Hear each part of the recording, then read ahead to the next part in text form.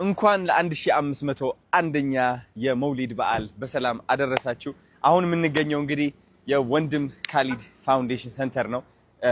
ያው አንዳንድ እቃዎች ይዘን መተናል ሰፖርት ለማድረግ። እስኪ ኑ ላሳያችሁ ምን ይዘን እንደመጣን።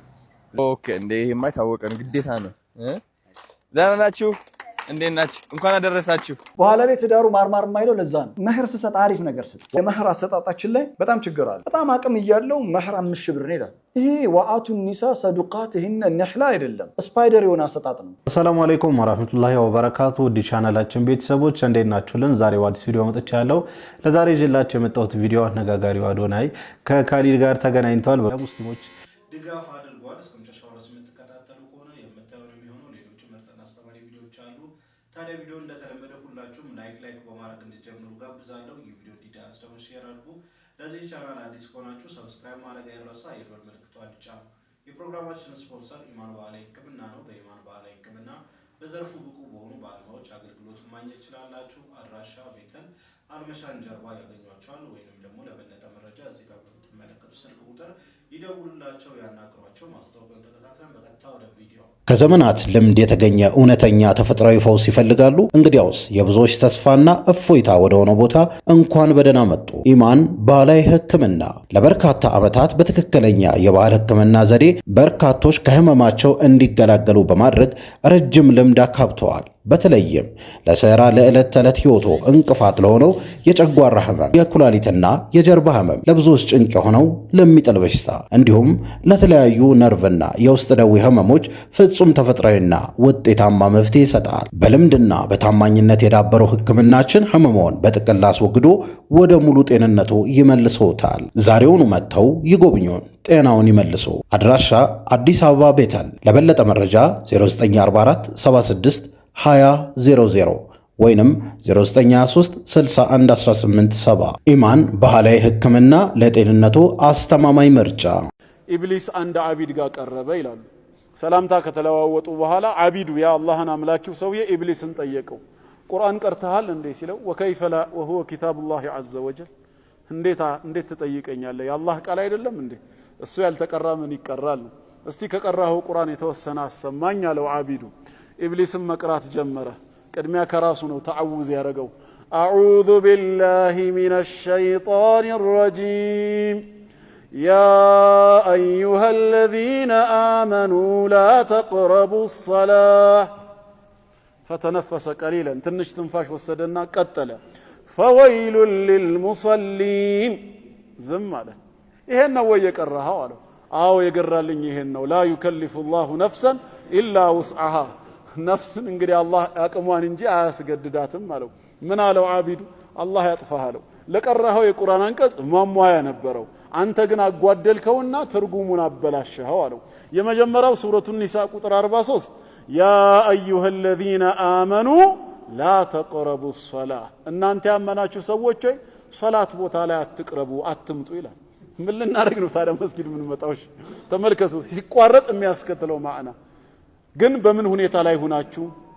ወአንቱም ሱካራ፣ የሰከራችሁ ሆናችሁ፣ ሐታ ተዕለሙ ማ ተቁሉን፣ የምትናገሩትን እስክታውቁ ድረስ ይላል። አንድ የሰከረ ሰው በስካር መንፈስ ላይ ሆኖ መስጊድ ገብቼ ልስገድ ቢል አይፈቀድለትም። ያ ከጌታው ጋር የሚጨርሰው የተውበት በር ነው። ለጠጣው ኸምር ወደ ሰላት ለመምጣትና ለመስገድ የሚለውን ነገር እስኪያውቅ ድረስ በቤቱም ይሁን በመስጂድ ሰላት ቦታ ላይ መቅረብ የለበትም ነው። ኢብሊስ እንዴት እንደቆረጠው እዩ። ሁለተኛው ደግሞ ፈወይሉን ሊልሙሰሊን፣ ፈወይሉን ወየውላቸው፣ ወይም ወይል የሚባል ጀሃነም ተዘጋጀላቸው። ለነማን? ሊልሙሰሊን፣ ለሰጋጆች። ስለዚህ ሰግደ ጀሃነም ለመግባት ነው ልፋት ማለት ነው። ግን ምን አይነት ሰጋጆች? ቀጥሎ ነበር የሚብራራው። በሳምንት አንድ ጊዜ በአመት ረመዳን የሚሰግዱ ያለምንም ሸሪዓዊ ዑዝር የሰላትን ወቅት እያወጡ ከሌላው ጋር ደርበው በቀዳ ሰበብ የሚሰግዱ፣ ወይስ ማን? አለዚነ ሁም ዐን ሶላቲሂም ሳሁን፣ ከስግደታቸው ዘንጊዎች የሆኑት ብሎ ሊያብራራው ነበር። እንዲህ በሚቆረጥበት ጊዜ ሐሳብ ይበተናል። እኛም ዝም ብለን ዩድሉ መን የሻ ወየህዲ መን የሻ የሚለውን ቆንጥረን እናወጣና ራሱ ከሆነ የሚያጠመው እኔ በምን ጥመቴ ነው ነገ ተመልሶ የሚከሰኝ እያን ሳይገባን ተቃውሞ ውስጥ አንግባ። ምን ማለት ነው የሚለውን እንፈልግ። አዎ አላህ የሚሻውን ያጠማል። ማጥመምንም ማቅናትንም ወደ ራሱ መሺአ መውሰዱ ለባሮቹ ካለው እዝነት ነው። ለምን ከተባለ ይሄ ስራ ለኛ ቢሰጠን ኖሮስ ማቅነትና ማጥመሙ ምንድን ነበር የምናደርገው? ለዘመዶቻችን አድናቆት ለሚሰጡን ለምንወዳቸው ሂዳያውን እናከፋፍላለን።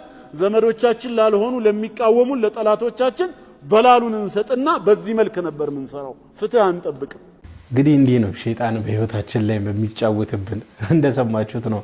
አቢዱን ያው አቢድ ስለሆነ ሁልጊዜም በአምልኮ ከአላህ ጋር ቅርብ ስለሆነ እሱን መሸወድ አልቻለም። ሸይጣን እኛን በተለያየ አጋጣሚ እኛን ለመሸወድ እኛን ለመወስወስ ይሞክራል። በመጀመሪያ ደረጃ ሰላትን እንዳንሰግድ ጥረት ያደርጋል። ሰላት ቆይ ደክመሃል በኋላ ትሰግዳለህ ትንሽ ቆይተህ ምናምን እያለ ሊያዘናጋን ይሞክራል። ከዛ በኋላ ደግሞ እንደው እምቢ ብለን ምን ሰግድ ከሆነ ደግሞ በቃ ወይ ሰላቱን ለሪያ እንዲሆን ሰው እንዲያይልናል ይልኝ እንደዚህ አይነት ስሜት እንዲሰማን ያደርገናልና እኛ ኮንትሮል ካላደረግነው ሸይጣን በተለያየ አይነት መንገድ ነው የሚመጣብንና አንደኛ ኸይር ስራ እንድንሰራ አድርጎ ያን ስራ ሙሉ ለሙሉ እንዲበላሽብን ያደርጋል። ወይንም ደግሞ ያ ኸይር ስራ እንዳንሰራው ከነጨራሹ ውስወሳውን ይቀጥላልና እኛ በቻለው መጠን ከሸይጣን ውስወሳ ራሳችንን መጠበቅ አለብን። ዚክሮችን አብስተን ማለት ይኖርብናል። የጠዋት እንዲሁም የምሽት አዝካሮችን በደንብ በማድረግ እንግዲህ ከሸይጣን ራሳችንን መጠበቅ አለብን ብዬ አስባለሁ። አላህ ይጠብቀን። ለምንድን ነው ህይወት ከማታሻሽል ወደ ስኬት ማትመራው? ትችላለህ ነው መልእክቱ። የሰው ልጅ የማዛባት የማስተካከል ችሎታ አለው። ለምን ለለውጥ አእምሮን አትጠቀም? ህይወት ግን ለማደስ ለምን አትጠቀም? ነጮቹ ዘፈኖቻቸው ላይ አይ ቢሊቭ አይ ካን ፍላይ ይላል፣ እንደምበር አምናለሁ ይላል። እኛ ሀገር ደግሞ ስትመጣ አልበር እንዳሞራ ሰው አድርጎ ፈጥሮኛል ይላል። አንዳንድ ያለንበት ከልቸር ባህል እችላለሁ የሚልን ስሜት የሚንድ ሊሆን ይችላል። ይህን ስታልፍ ነው ግን ለስኬት የምትታጨው። በትክክል ወላሂ የእችላለሁ ስሜት ማዳበር አለብን ብዬ አስባለሁ። ብዙ ጊዜ አንዳንድ ትላልቅ ነገሮችን ከመስራት ራሳችንን የምንቆጥበው ይሄ እችላለሁ የሚለውን ስሜት ከውስጣችን በማስወጣት ይመስለኛል። አላህ Subhanahu Wa Ta'ala ለኛ ለሰዎች ትልቅ አቅምን ይሰጣል። እኔ እንደውም አንዳንዴ እንዲህ ህንጻዎችን ስመለከት የተለያዩ አይነት ቴክኖሎጂን ሳይ አይ አላህ እንደው ምን አይነት ሰው ነው የፈጠረው? እንደው ሰው ምን ያህል አቅም ቢኖረው ነው እነዚህ ነገሮችን አስቦ ምን ብሎ ለመስራት የቻለው? ያው በአላህ እገዛ ቢሆንም ማለት ነውና አላህ Subhanahu Wa Ta'ala ለሰው ልጆች በጣም ትልቅ አቅም ሰጥቷል። ያንን አቅም መጠቀም የምንችለው እኛ እንደምንችል ስናምን ነው እንጂ እኔማ አልችልም በቃ እኔማ ማረባ ሰው ነኝ ብለን የምናስብ ከሆነ መቼም አንችልም። እንደምንችል አምነን ግን ሰበብ የምናደርስ ከሆነ ተራራ መክፋት እንኳን እንችላለን እና እንችላለን የሚለውን ሁሌም በልባችን አኑረን ሰበብ ማድረስ አለብን ብዬ አስባለሁ። አንዳንዶቻችሁ ሰዎችን ከዲን ታርቃላችሁ ይላሉ ነቢያችን ሰለላሁ ዐለይሂ ወሰለም። እንዲህ ሲሉ የተናገሩት አንድ ሰሃቢ ሰዎችን በሚያሰግድበት ሰዓት በጣም በማስረዘሙ ምክንያት ነበር። አስባችሁታል? ደግሞ ነቢያችን ሰለላሁ ዐለይሂ ወሰለም አሁን ላይ ዳዕዋ የምናደርግ ሰዎችን ቢመለከቱን ምን ሊሉን እንደሚችሉ። አብዛኞቻችን አሁን ላይ ዳዕዋ በምናደርግበት ሰዓት ዳዕዋችን ላይ ስድብን መጨመር ጀምረናል። ዳዕዋና ስድብ በፍጹም አንድ ላይ ሊሄዱ አይችሉም። ላ የጅተሚዓን አልአምሩ ቢልማዕሩፍ ቢልማዕሩፍ። አንድ ሰው በጥሩ አዛለው ካለ በጥሩ መንገድ ነው መጣራት ያለበት። ወነህዩ አኒል ሙንከሪ ቢልማዕሩፍ። አንድ ሰው ከመጥፎ ራሱ ሲከለክል በጥሩ መንገድ መሆን አለበት እና የነቢያችንን ሰለላሁ ዐለይሂ ወሰለም ሱና ስንከተል አኽላቃቸውንም መከተል አለበት እና በዳዕዋ ስም የሰዎችን ነውር መከታተል የለብንም ማለት ነው። ወኢነማ አለይከል በላግ፣ የኛ ኃላፊነት ማድረስ ብቻ ነው። ወኢነማ ሒሳቡሁም ዐለላህ፣ የቀረውን ነገር የሚተሳሰባቸው አላህ Subhanahu Wa Ta'ala ነው እና ዳዕዋ የምናደርግ ሰዎች አዳቦችን መጠበቅ አለብን ማለት ነው። ወሰላሙ አለይኩም። በትክክል ወላሂ ዳዕዋ አደራረግ ላይ እጅግ በጣም ጥንቃቄ መደረግ አለበት ብዬ አስባለሁ። ዛሬ ላይ የሚደረጉት ዳዕዋ በተለያየ ሶሻል ሚዲያ ላይ የምንመለከታቸው ምናምን በጣም ያሳዝናል። ያንን ሰው መመለስ አይደለም ያ ሰውዬ ባለበት በርትቶ እንዲጠናከር የሚያደርግ አይነት ዳዕዋ ነው የምንመለከተው። ምክንያቱም ሰውን እየሰደበን እያንጓጠጠን እኛ በቃ የአላህ ባሪያ ሌላው ደግሞ በጣም ፍጹም የካደ አይነት አድርገን የምናስብ ሰዎች አለና ልክ አይደለም። ዳዕዋ ስናደርግ በጣም ጥበብ ይፈልጋል። የምናደርገው ዳዕዋ ጥበብ ከሌለው ምናልባትም ያን ሰውዬ ዳዕዋ ባናደርግለት የተሻለ የሚሆንበት ጊዜ አለ። ምክንያቱም ቢያንስ ዝም ብንለው ተጸጽቶ ያ ሰውዬ ወደ አላህ መመለስ እድሉ ሊኖር ይችላል። ነገር ግን ጥበብ ያልተሞላበት ዳዕዋ የሚደረግ ከሆነ ያ ሰውዬን የባሰ ሊያጠመም ይችላልና ስለዚህ እንግዲህ እነዚህ ስድብ የታከሉባቸው ዳዕዋዎች እባካችሁ አቁሙ ማለት ፈልጋለሁ። ስለዚህ ዳዕዋዎቻችን በቻልነው መጠን ጥበብ የተሞላበት መሆን አለበት ብዬ አስባለሁ። በኋላ ላይ ትዳሩ ማርማር የማይለው ለዛ ነው። መህር ስሰጥ አሪፍ ነገር ስጥ። ወአቱ ኒሳ ሰዱቃቲሂነ ኒህለተን። ኒህላ ማለት በተለምዶ መህር ብለን የምንጠራው ነው። ግን አላህ መህራቸውን ስጧቸው አላለ፣ ኒህላ ነው ያለው። ይህ ነው ኒህላ ደሴም ነህል የምትጠራበት ስም ነው። ነህል ምንድነው? ንብ። ቁርአን ለባልየው ገና ባል ከመሆኑ በፊት ትልቅ ትምህርት ያስተምረዋል። ለባል የምትሰጠው መህር የምትሰጠው ገንዘብ ሴትን እንደ መግዛት አድርገህ እንዳታስብ። መግዛት አይደለም፣ አማና የተሰጠህ አማና ነው። ወላጆቿ የሰጡህ አማና ናት። ይህንን አማና ስትቀበል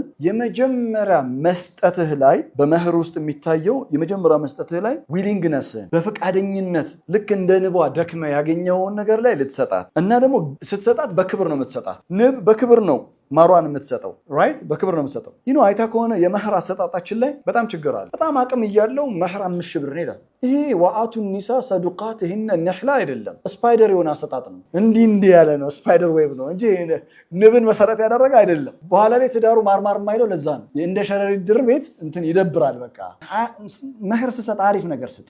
ኒህላ ያለው ከንብ ጋራ ትስስር ስላለው ነው። ለምን መሰለ? አሪፍ መህር ሰጥተህ ስትገባ አሪፍ ሲሆን መህሩ ዲግኒፋይድ ሲሆን የተከበረ መህር መሆን አለበት። ባይዘው ዲግኒፋይድ ሲሆን የመጀመሪያው ይሄ የሰው ልጅ ሹኻ ነፍስህ ያለበት ሹኻ ነፍስህ የስስታምነት ስቲንጂነስ ግሬዲነስ ፊሊንግ አለበት። ይሄን ፊሊንጉን የመጀመሪያ ቀን የሚሰብርበት ነው ለሷ። ከዛ በኋላ የሚገርም ነገር የሚኖራቸው የሂሳብ ኢንተራክሽን በመተሳሰብ ላይ ይሆናል። ሲኖረው እኮ ይሰጠኛል የሚል ምልከታ ይኖራታል። አንደርስታንድ አድርገኛል። ግን አንተ ሪች መሆንን እያወቀች ለምሳሌ ገንዘብ እንዳለው በጣም ይታወቃል። ሽማግሌዎች ሁሉ ያውቃሉ። 10,000 ብር ሲል የዛን ቀን ሁሉም ይከፋዋል። ከፍቶት ከገባ ነገር ችግር ይፈጠራል። ኒህላ ማርማር የሚል ህይወት ይኖራቸዋል። ሺፋ የሆነ ሺፋ የሆነ ማለት ምን መሰለህ? ኢሞሽናል ሺፋ ይኖረዋል። አንተን ትረዳሃለች። አግኝተኛ ቤተሰቦቿ አንተን ይረዱሃል። ሺፋ ንብ ሽፋነቷ አካላዊ ለቁስሉ ነው አይደለ? ለቁስሉ በኒህላ አማካኝነት ግን አገባብ ጥሩ ከሆነ ከአቅም በላይ ሁን እያልኩ አይደለም። ግን አገባብ ጥሩ ከሆነ እመነኝ ኢሞሽናል ሂሊንግ ስፒሪቹዋል ሂሊንግ ይፈጠራል። በምን አማካኝነት? በኒህላ አማካኝነት። ስለዚህ ሁሉ ጊዜ መህርን ስታስብ ኒህላን ካሰብ ማርን ታስባለህ። ማን ነው? ንብን ታስባለህ። ንብን ካሰብክ ማር ነው። ማር ደግሞ መድኃኒት ነው። እንግዲህ ወንዶች በደንብ ሰምታችኋል ብዬ አስባለሁ። ይሄ ዳዋ ሴቶችን እጅግ በጣም የሚያስደስት ዳዋ ይመስለኛል። ሴቶችን የሚያስደስት መልእክት ይመስለኛል። አዎ ምንም ጥያቄ የለውም። መህር ስንሰጥ እጅግ በጣም ክብር በተሞላበት መልኩ አቅማችንን ያገናዘበ መሆን አለበት ብዬ አስባለሁ። አቅማችን በጣም ትልቅ ሆኖ በጣም ትንሽዬ መህር መስጠት ይሄ ልክ ነው ብዬ አላስብም። ልክ እንደ አቅማችን ትልቅ የሆነ መህር ነው ልንሰጥ የሚገባው።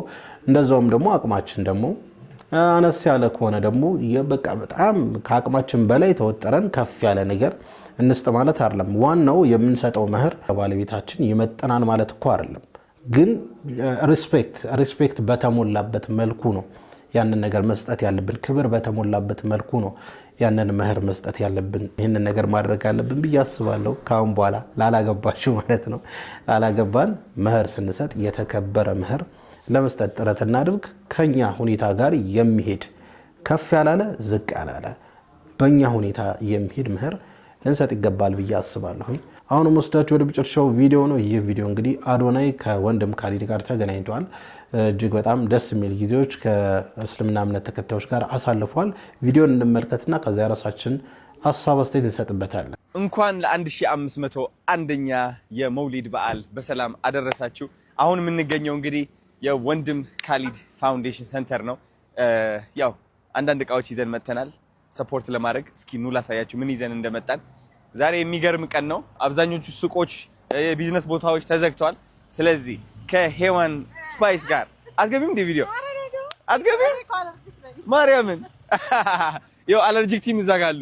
ኤኒዌይስ ያው እሷ መግባት አትፈልግም፣ ግን ከሄዋን ስፓይስ የሚገርም እቃዎች ይዘን መተናል ማለት ነው ለወንድም ካሊድ ፋውንዴሽን። እዚህ ጋር ነው ያሉት። እዚህ ከጀርባ ነው የተቀመጡት ስፓይሶች ናቸው። በርበሬዎች፣ ሽሮ ምናምን ምግብ ለመስራት ቀረብ አድርጋ ሳያችሁ ዳቂ ሽሮ ኤቭሪቲንግ they need ማለት ነው። ከዛ ደግሞ ሌላ ዘይቶች ይዘን መተናል። ወንድም ካሊድ ደግሞ እዛ ጋር እየጠበቀን ይገኛል ማለት ነው። ጋይስ መረዳዳት ግዴታ መሆን አለበት፣ ምርጫ አይደለም፣ ግዴታ።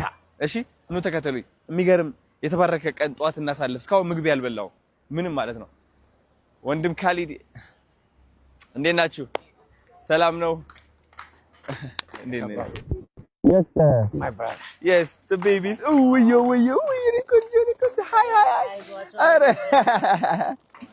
እንዲህ ምንድን ናቸው እነዚህ ቆንጆዎች?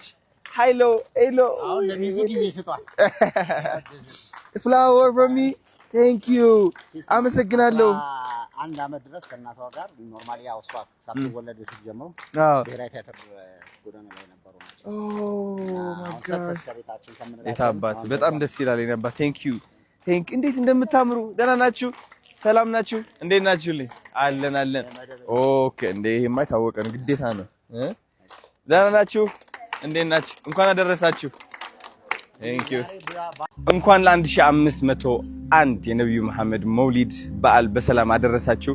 እንግዲህ ዛሬ በወንድም ካሊድ ፋውንዴሽን ተገኝተናል። ከምትመለከቷቸው ጀግኖች እናቶች እዚህ ጋር ተሰብስበን ልንበላ ነው ማለት ነው። እኔ አልበላሁም ባይዘው እስካሁን። አሁን ነው የምትበል? ኦፍ ኮርስ አሁን በላለ ምን ቁርስ አልበላሁም፣ እየጠበቅኩ ነው እስካሁን። ኤኒዌይስ ዘይት ይዘን መጥተናል። ከዛ ደግሞ ሄዋን ስፓይስ ደግሞ ይሄው እኔ በርበሬና ሽሮ ሰፖርት አደርጋለሁ ብላ ከኛ ጋር አብረን ተጋግዘን ወንድም ካሊድ ፋውንዴሽን ሰፖርት እያደረግን ነው ማለት ነው። በዓል ዛሬ አብረን እያሳለፍን ነው። ቴንክ ዩ ሶ ማች።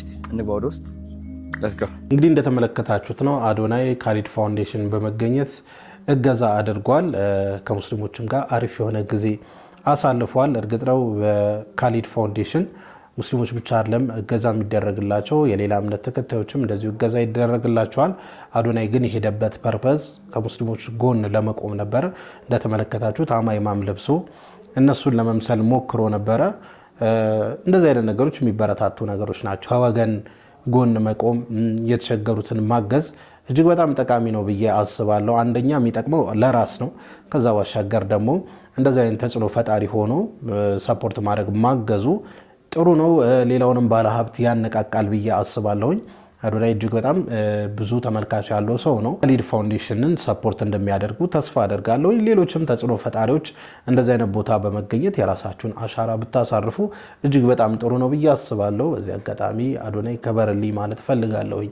ለማንኛውም ለዛሬ ይዤላችሁ የመጣው ቪዲዮ ይህን ይመስል ነበረ። ቪዲዮን ከወዳችሁ እንደተለመደ ሁላችሁም ላይክ አድርጉ። ይህ ቪዲዮ እንዲዳረስ ደግሞ ሼር አድርጉ። ለዚህ ቻናል አዲስ ከሆናችሁ ሰብስክራይብ ማድረግ አይረሳ። የደወል ምልክቷን ይጫኑ። ኢንሻአላህ በቀጣዩ በአዲስ በቆንጆ ቪዲዮ እስከምንገናኝ ወሰላሙ አለይኩም ወራህመቱላህ ወበረካቱ።